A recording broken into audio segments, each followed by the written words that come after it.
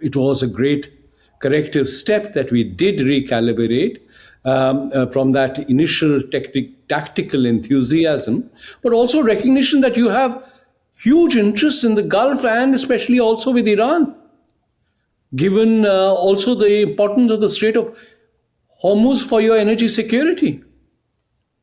I think there was that initial, as I said, gut reaction, but this was tempered by a more mature understanding, and I'm glad that happened, because a system that can correct itself is ultimately a system that you can trust.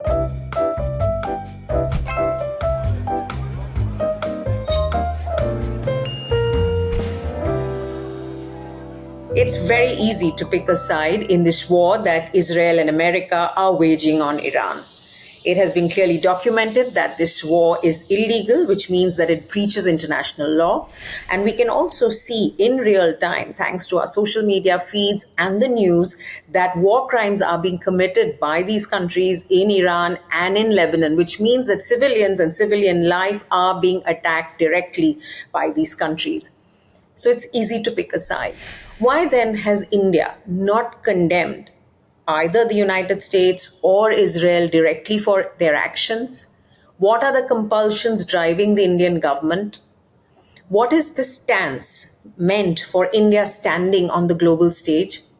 To understand the nuances and all the complexities involved in foreign policy and international relations, as far as India is concerned, in the context of this war, I'm talking to Professor Amitabh Mattoo. He's the Dean of the School of International Studies at JNU.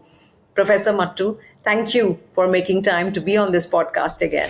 Anuradha, it's always a pleasure to be on your programs, and I should thank you for continuing under difficult circumstances, continue to host these meaningful conversations. It's not easy to find a platform to speak at length on issues that matter in a kind of sober environment, and you provide that. So thank you. Thank you. Professor Mattoo, has India picked a side in this war, and does that side seem to be that of Israel and the United States? You know, India is faced with a difficult dilemma. There's no doubt that the initial choices that India made, perhaps on tactical considerations, were in retrospect a little short-sighted.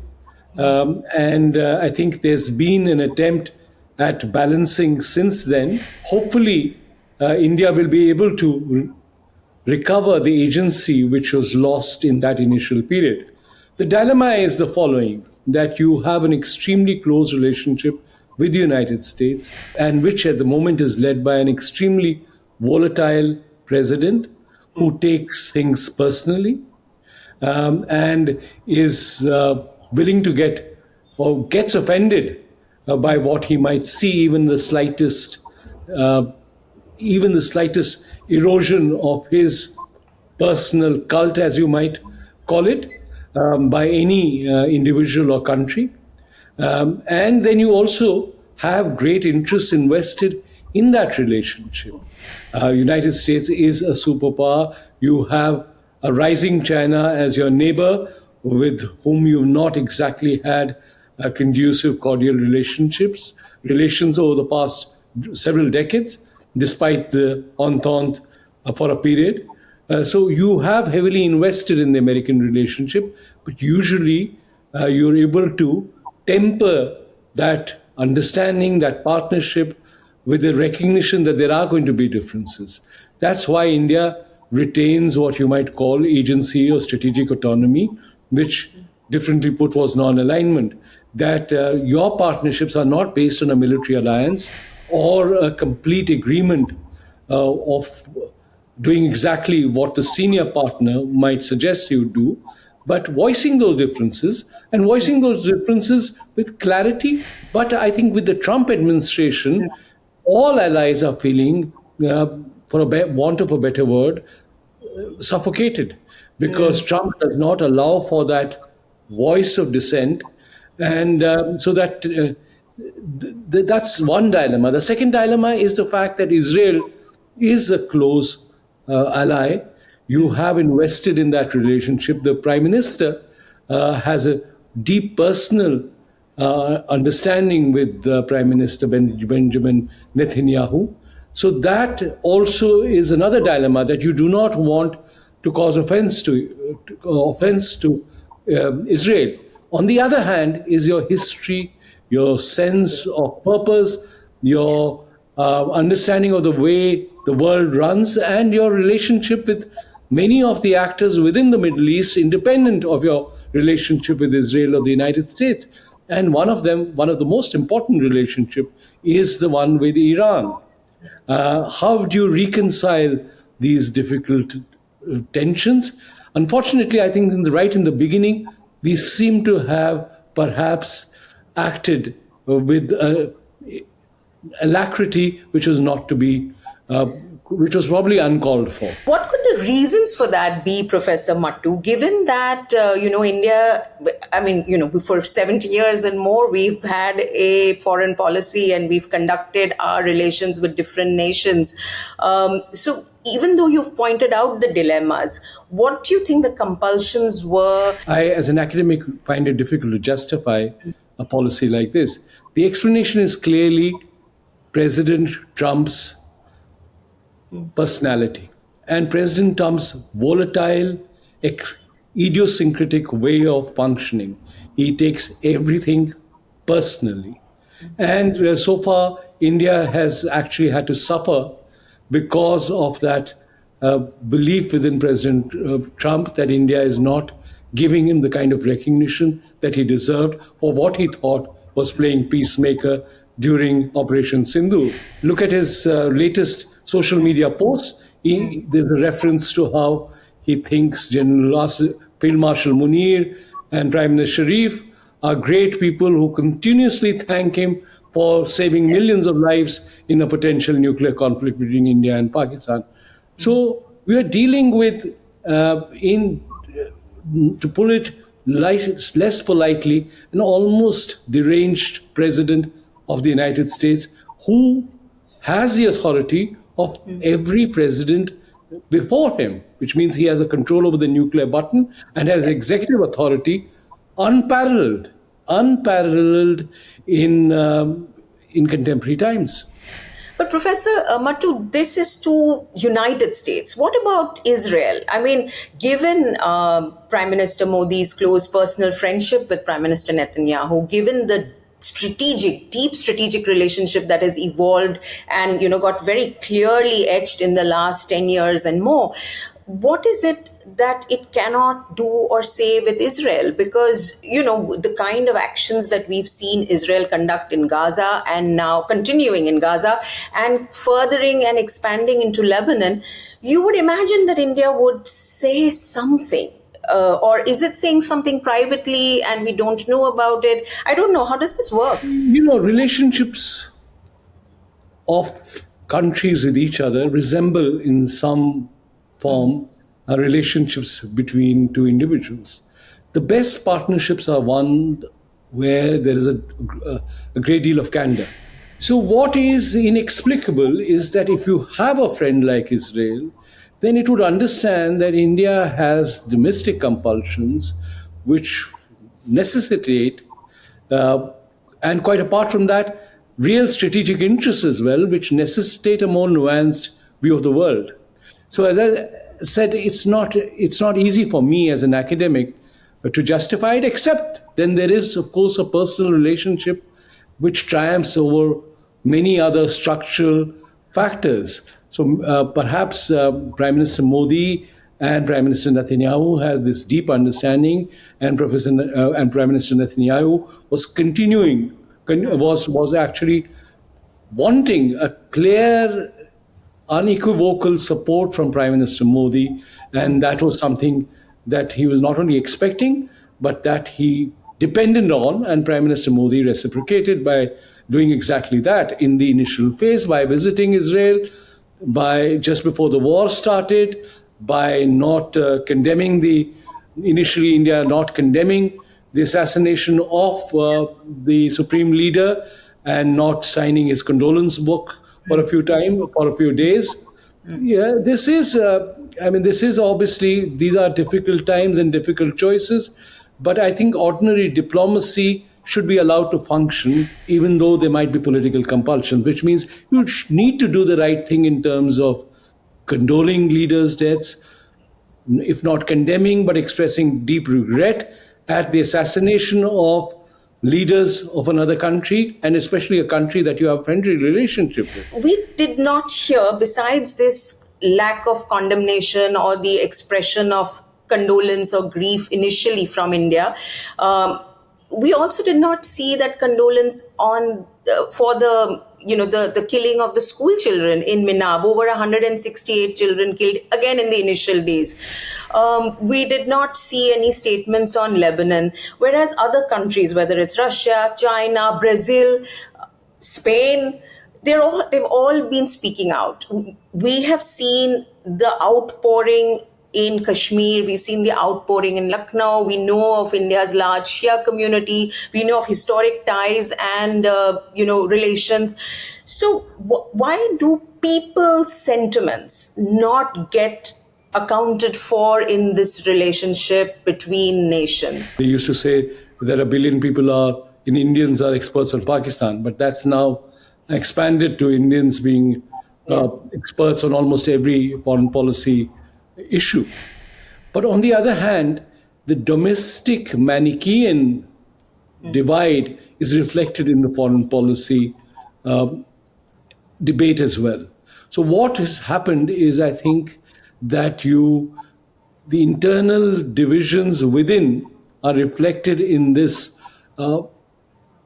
articulation of polarized positions by the experts, by the media, with the result that if the establishment takes a line, obviously a majority will want to support that, and which is fine.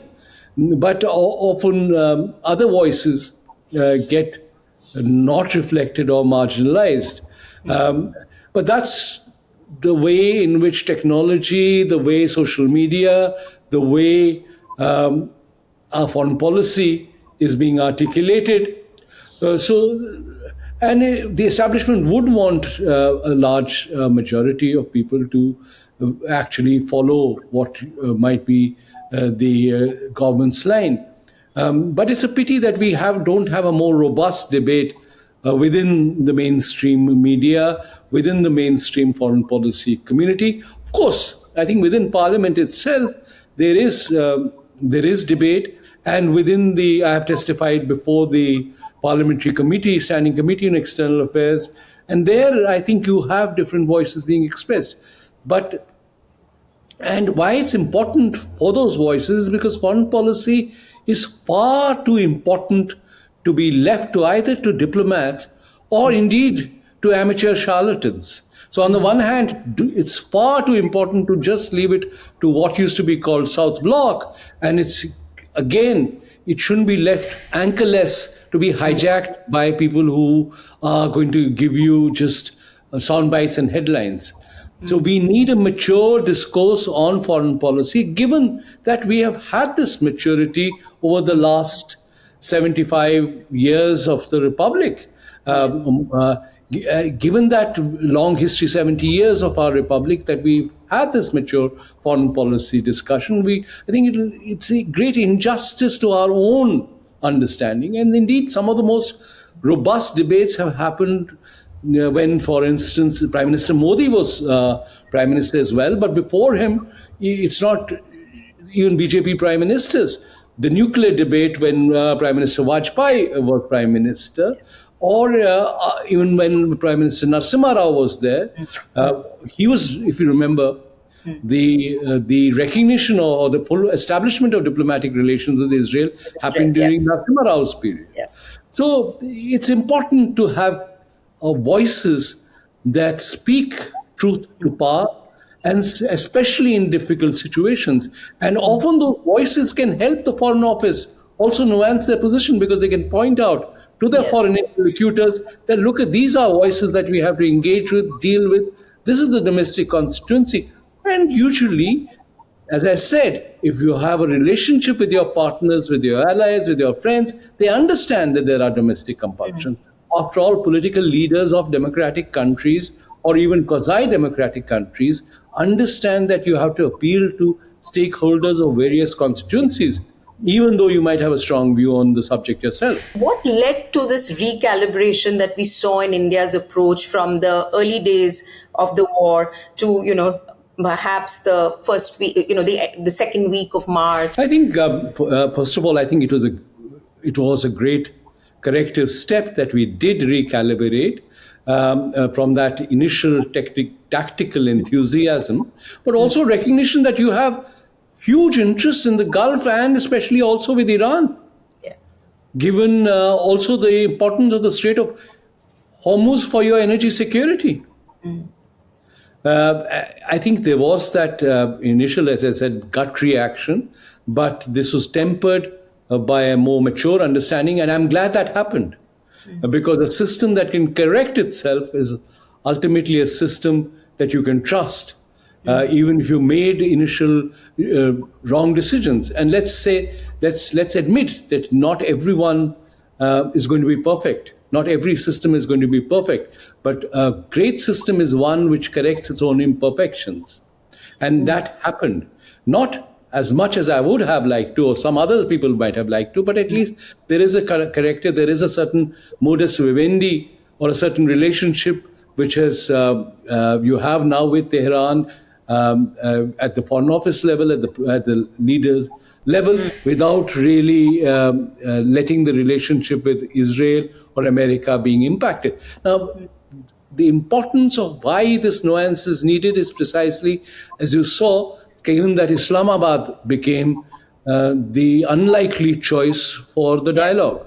Yeah. And that's, I guess, hurt some Indians who thought that New Delhi should have probably been the natural choice. But that again requires, the fact is that Pakistan is geographically a convenient choice. More importantly, you can get things done with Pakistan, which you can't. India is a democracy, a robust democracy. Here you require a call to Field Marshal Asif Munir, who will set the red carpet rolling. And that's the ease of doing political business that the Pakistanis, in terms of hospitality and in terms of chalaki, can arrange things within a minute, which India can't. India will have to do. Professor Mattoo, there's been a great debate about the Islamabad talks, right? In fact, there has been this whole, we heard External Affairs Minister Jaishankar's comment to the all-party meeting saying India is not a broker state or it's not a dalal state. There have been some people who are trenchant critics of India's foreign policy and who have been very critical of Prime Minister Modi's personalized diplomacy, saying that this was a missed opportunity. This was India losing its stature, and its ability to have this moral high ground, to occupy a moral high ground in this kind of situation. You had others who feel that India doesn't have anything to do at this point. It's a regional conflict. What does it, besides India's own pragmatic self-interest, what does it really have to get by getting involved? Where do you stand on this? Well, first of all, I think you need to deconstruct why Pakistan has become a sort of favored diplomatic destination. The Pakistanis, as I said, even with Trump, they acted quickly and they acted on the basis of some informed intelligence in a manner which India can never do.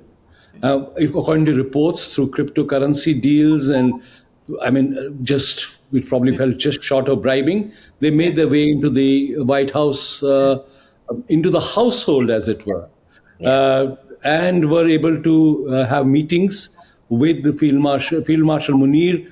In some ways, ingratiated himself to the President of the United States as well as Prime Minister Sharif as well. And during Operation Sindoor, they let President Trump take credit for engineering that ceasefire, and then nominated him for the Nobel Prize and have done so at every moment and opportunity again re-echoed that how he deserved the Nobel Prize. India cannot do that. India has a certain sense of self-respect, certain sense of its own dignity, and a certain due process. You can't do it. It reminds me of the way in which one of the top experts, scholars of the subcontinent, Stephen Cohen, who was at the University of Illinois at Urbana-Champaign, once told me, he says, when I come to India, and he used to come to India's post-emergency and during the emergency and then Mrs. Gandhi's prime ministership, he says, I am often denied a visa. And when I get a visa, even the deputy secretary who looks after the US or will rarely give me an appointment. Pakistan, I went, General Zia gave me an audience, gave me his helicopter to go on the Afghan border. And then when I returned, he gave me the most precious Afghan carpet as a souvenir. Now, this is Pakistani chalaki, you might call it, or hospitality, mehman nawazi. But India will never be able to do that. Simultaneously, I think, smaller countries in Qatar or Oman or Pakistan can play this role. Pakistan less so because its relationship with Iran has not been as stable as you would have thought it would have been, given that it's been now praised by Tehran. If you have a border, and that's a border which has caused problems, 900-kilometer border on the Balochistan border, and its relationship with Saudi Arabia, or given that relationship with Saudi Arabia and Iran have to be almost zero-sum, given that Pakistan enjoys great proximity, there is a relationship there also, given the fact that you have a large Shia population. But it's not as strong as that. But it's a convenient place to do business with, because then you come back and there's no greater agenda than the fact that you use Islamabad and the Aga Khan's greatest contribution to Islamabad, which is the Serena Hotel. So there is no comparison. I think India shouldn't be in that mode. But that doesn't mean that you kind of show schadenfreude, that somehow that Pakistan has got away with this, and look, they shouldn't have, their economy on the verge of collapse, they are a Balkanized state, they have promoters of terror and jihadi terrorism. That's also some joy that the talks have not yielded any result as of this point. That's what I said. You need a mature debate. You don't need a debate which of sound bites and of the kind of social media quality that we have witnessed. It's important to recover that, I think, for India and Indians, for the Indian foreign policy establishment. Professor Mattoo, you're saying that this India not being part of any sort of peace deal or trying to be able to get these warring sides to a table is not a missed opportunity for India, and it could not have done it the way Pakistan has done it. So I get that. But what about India's leadership of the BRICS? No statement yet. We are more than a month into the war. SCO, we saw last year how India distanced itself from the SCO statement when the US waged the 13-day war on Iran, on Iran's nuclear sites. And then in September, in China, it sort of was party to the SCO declaration. So let us leave aside what Islamabad and Pakistan, the Islamabad talks and what Pakistan achieved. What about India's leadership and its position in these multilateral organizations? First of all, I think for Pakistan, it was an opportunity, and they made the best of that opportunity. For India, it was not an opportunity lost. Okay. There was no zero-sum relationship. Pakistan did a good job and let them get the credit for it, but it's not. It was not that India was an alternative venue. So let's forget that story. And your relationship with Pakistan is quite independent of what way in which the Americans might treat it or not treat it. Let's separate those. Secondly, we are, Anuradha, living in extremely difficult times, precarious times, given the multiple crises facing the planet, and given, as I keep repeating, that you have someone of the Yeah. temperament of President Trump in the White House. And given that you have put so many eggs in the American basket, in the basket of that relationship, I think what you want to do is to ensure, if I was the foreign minister or if I aspire to be the prime minister, I would want that this relationship come out of this Trump era with least damage.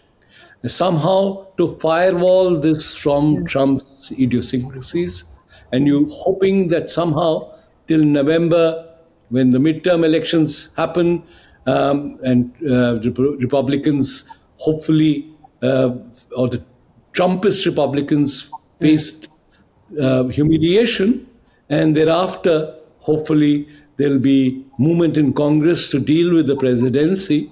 I think that is what you want to do. Preserve the relationship, whatever can be preserved of this vitally important relationship for you while President Trump is in power. Meanwhile, try and diversify. Because you put all your eggs or most of your eggs in the American basket, it's not going to be easy to recover the relationships, or the other relationships, which, including with Russia, including ensuring a modicum of stability with China. And of course, BRICS and others are important multilateral forums. But as I said, you don't want to be seen as a champion dissenter against Trump's policies at the moment. All the other multilateral fora, look at President Trump's statements about South Africa, where he talks about a kind of reverse apartheid against white settlers. I mean, this is a delusional view of the world. Unfortunately, people are not calling him out as much as should happen, even within India. Because not since Nixon has someone done so much to damage bilateral relations. And Nixon got out because of Watergate, and hopefully there will be another Watergate waiting to happen for President Trump. But one single individual who has done more to damage India-US relations is President Trump. But we had options during the Cold War. We had the Soviet Union. Here you think you don't have enough options, but you still should retain the autonomy in the agency. You should have the spine to speak out when necessary, especially when your core vital interests are at stake. But Professor Mattoo, you just said that at this point of time, India should sort of just be able to manage the years till President Trump is in the White House. So then, is that not a contradiction? How do you do that? No, when push comes to shove, you have to stand up. Not speak up for the sake of speaking up, not speak up in multilateral fora, which are just going to be platforms to articulate views or platforms to articulate dissent. That is not important. But when it's a question of oil from Russia, when it's a question of having ties with better ties with our other relationship, or even with Iran, working out some kind of bilateral arrangement through the Strait of Hormuz if the blockade doesn't work the way it does. Wherever our vital interests are concerned, I think there should be no give, or as little give as possible. Beyond that, if Trump has the attention span of a 4-year-old, and the personality of an egomaniac. If you can pamper him, yes, pamper him with the kind of stuff of mollycoddling his ego and so on, but no give on core interests, no give on, and I'm glad that even till today, New Delhi has given him no credit for the ceasefire. And I'm delighted that Foreign Secretary Mishri, on the return from Calgary, spoke in Hindi and spoke clearly that there was no role played by President Trump or the Americans in engineering that ceasefire. That's core interest. Do not give credit. Similarly, on energy security, our nuclear programs, or any other issue which matters to us, it matters to our vital national interests, there should be no, because that's a slippery slope. Once you concede, I'm not particularly happy with the trade deal as it's happened. But even there, I think now beyond that, no further concessions. Trump shows no degree of empathy for India or the manner in which India has actually, and Prime Minister Modi has reached out to him. So, but there is a degree of sensitivity given the scale and size of American power and the amount of power that the presidency holds within the American system. But as I said, you have resisted American pressures in the past. Even during the Kennedy administration, you didn't. You condemned their aggression in Vietnam. Similarly, during Nixon, you had a falling out because of the India-Pak war. Even after that, whether it was Jimmy Carter who wanted you to sign the NPT or Bill Clinton who wanted you to roll back your nuclear program, you have resisted pressure, and consistently so. Coalition governments, BJP governments, Congress governments across the last 70 years. The government today should look at some of that track record in the way India has dealt with America, even though someone as unpredictable and as volatile as President Trump is in the White House. Absolutely. I mean, India is not a banana republic. It's not a Praetorian state. It's not Pakistan. It's a state with a certain civilizational strength as well as a capacity to actually face sanctions even and come out flying. I mean, we face sanctions, or American sanctions against our space program and nuclear program, and sanctions even after the Vietnam War during the Kennedy and the Johnson years. So we've resisted this. And in fact, the first sanctions against the PL-480 led to the Green Revolution in India. So in some ways, pressure brings out the best in us. We have to learn to resist American pressure, as I said, not pro forma, but especially when there are our vital interests at stake.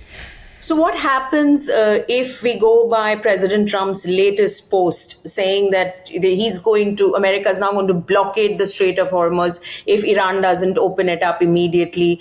What does India do at this point of time? You see, the point is that it's unclear what J.D. Vance and Kushner and Bikoff achieved in Islamabad.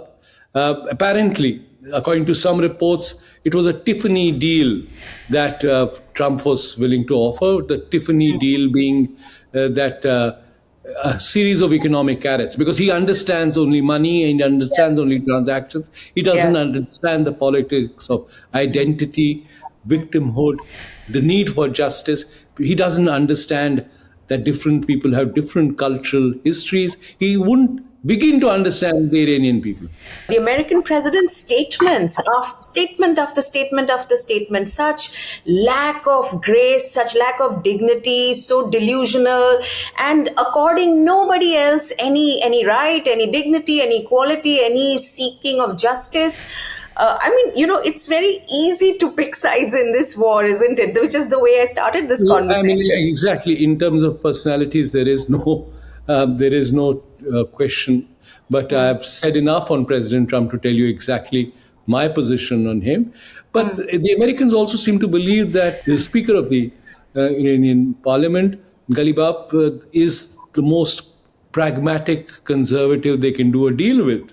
It's based on the fact that although he'd been initiated into the politics through the Revolutionary Guard and then lost out on all, he contested for the presidency 4 times and lost. But as a mayor of Tehran, he would always voice his dissent and opposition to the federal government. So they see him as a pragmatic leader with whom they can probably do business. Now that they don't realize that Ghalibaf is not someone who's an individual leader with the complete autonomy in agency. The Iranians have suffered and gone to war, and you've seen the kind of human, so-called collateral damage that has occurred. Ghalibaf is only as strong as he represents the voice and sentiment of the Iranian people. And that sentiment is not one which is willing to compromise, especially on core issues that matter to them, on the Strait of Hormuz, for instance, and on their Nuclear enrichment ability to program. enrich. They're not Yeah. saying they're signatories to the NPT. They've Yeah. never said that they will. I mean, I wouldn't blame them if they were to walk out of the NPT, but that's not something they're saying. But they're saying that should be allowed to enrich uranium to the point of being able to use it for their civil and nuclear energy needs now or in the future, which is perfectly within the ambit of the NPT, which they have signed as a non-nuclear weapon state. That is part of the deal of the NPT, was that non-nuclear weapon states agree not to acquire nuclear weapons, but will get the benefit of the nuclear energy For technology. civilian purposes, yeah. Energy. To go back to that question of what are India's core interests at this point that it needs to absolutely be uncompromising on in the context of this war? Energy. Energy is something which is a core interest. And civilizationally, or in terms of historical traditions, retain the agency and autonomy. No matter how, as I said, important America is, and let's not underestimate that importance, not let our core interests be undermined because we value the relationship so much. We're not in a military alliance partner. Even the Europeans, who are NATO partners of America, are voicing dissent. We have not entered into a military alliance. Yes, America matters to us.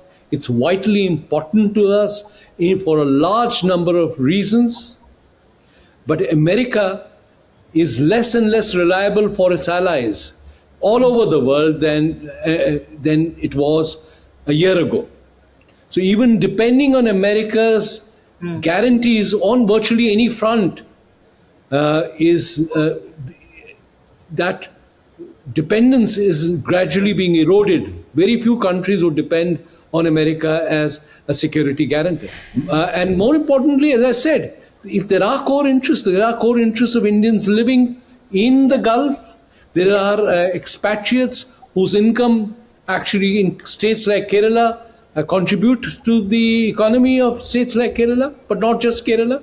Similarly, I think there are vital interests in our relationship with Iran.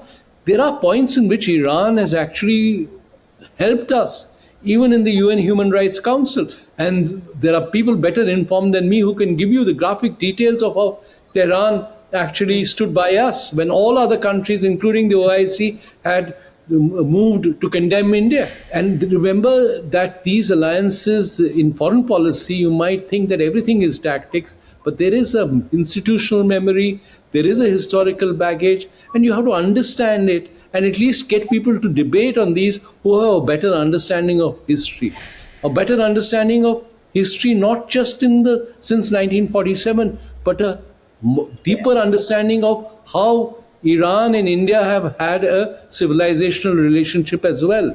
If after that you come to the conclusion that you would through a chat GPT kind of solution, fair enough. But at least get people who appreciate and understand history, culture, institutions, and the memory that goes into making of any policy. Your reference to the chat GPT solution to all problems and, and using AI to solve problems, Professor Mattoo, I think is one of the most scathing things you have said in the way we are conducting our outreach, isn't it? I wish in some ways that you could firewall India's foreign policy from the social media. Because, as I said, it's far too important to be left to charlatans, far too important to be left to diplomats alone, and far too important for it to be hijacked by the social media. And that's unfortunately what's beginning to happen, is that you think that you're only going to be an influencer for the social media, and you shouldn't let that happen.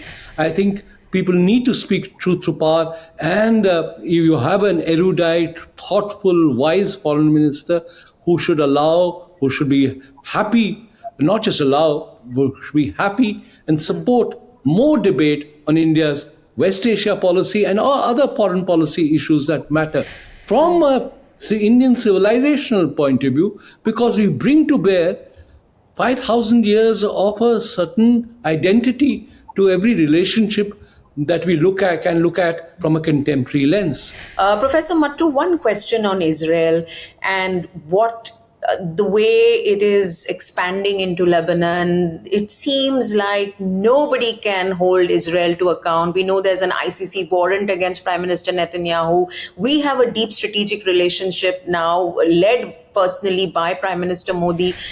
And yet this country is managing to create so much havoc for not just the region, but beyond, as we are witnessing. So is there anything you want us to understand or look at when it comes to Israel? Let me begin with at least stating openly my own bias. I believe that the Holocaust was the greatest moral sin committed in living history. I think the genocide against the Jews is something that needs to be remembered, and remembered because that reminder serves as a lesson that we should never, ever allow that to happen again.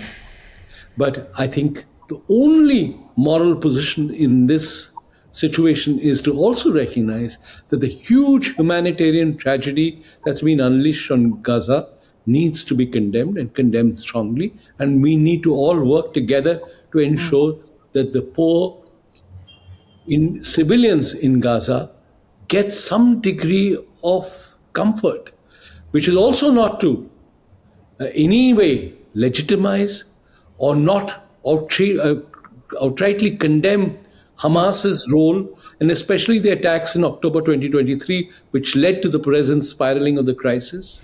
As I said, the only morally defensible position today is to understand that there is our legitimate concerns of security of Israel, and Israel's security needs to be guaranteed, but a separate Palestinian state which recognizes the long-standing aspirations of the Palestinian people, together with UN, so many UN Security Council resolutions, is the only way out.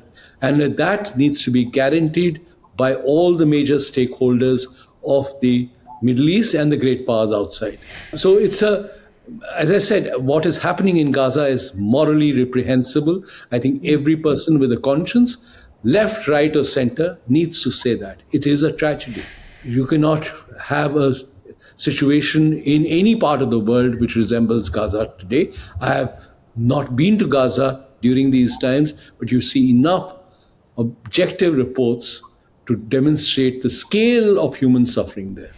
And Professor Mattoo, you're now seeing this happen in Lebanon, isn't it? So we are seeing this expansion of what has happened in Gaza into southern Lebanon.